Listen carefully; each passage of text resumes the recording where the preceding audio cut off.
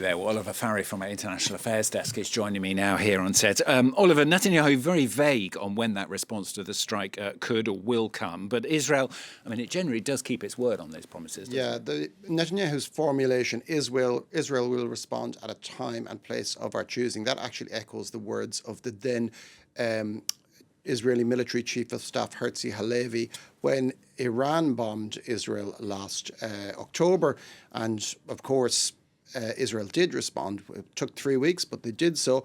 There's little reason to think that Israel will not carry out strikes on the Houthis because, to put it mildly, they're a fairly soft target. The United States, of course, has been bombing them as recently as just this past night too. Hitting back at Iran is a more fraught task, but Israel showed last October it's confident enough to do so. It might also choose something more stealthy, like perhaps a cyber attack on Iranian communications, but it's very much a live possibility.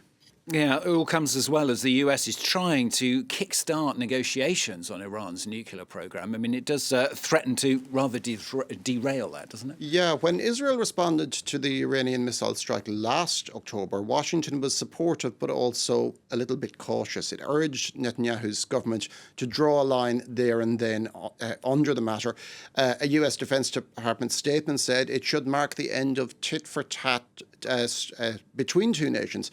Now, of course, that was a different US administration back then, but there's also reason to believe that Donald Trump, for his own reasons, would also be queasy about Israel poking Iran. Trump is very much about the deal, as anyone who has observed him knows.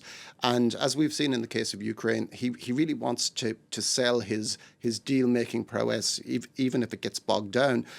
Getting a deal on Iran's nuclear program is probably paramount for him at the moment. Trump is not too fond of complications arising.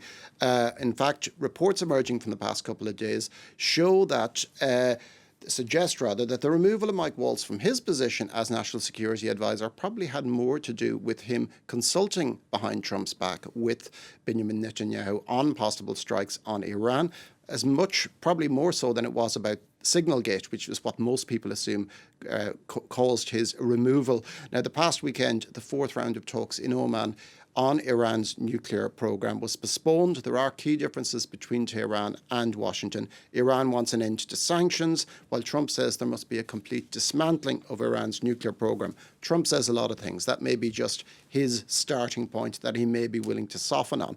But it's fair to say that he doesn't want Israel throwing a spanner in the works by attacking Iran. What means he might have to disincentivize Benjamin Netanyahu is another thing, though.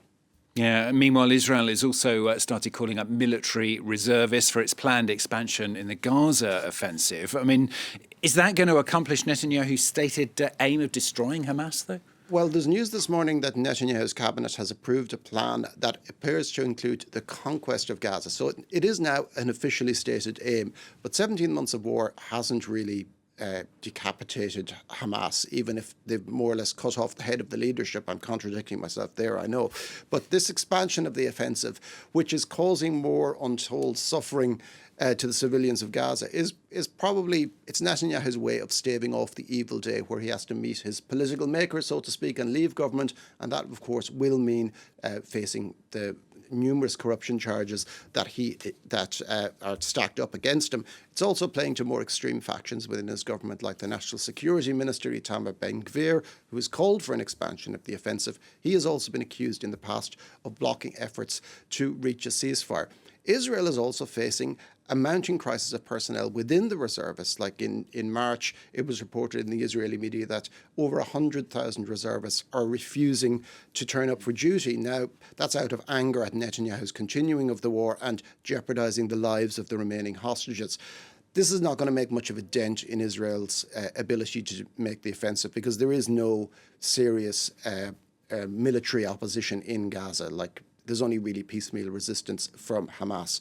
It's more an annoyance than anything else. And as I mentioned earlier, the net result will simply be a worsening of the humanitarian situation and suffering for the civilian population in Gaza, where Israel, of course, continues to block aid from entering the enclave, as it has done for the past 2 months. Israel said this morning there's enough food in Gaza for everyone. The United Nations and aid groups say that that is certainly not true. Oliver, thanks very much, Oliver Farry from our International Affairs Desk here on France 24.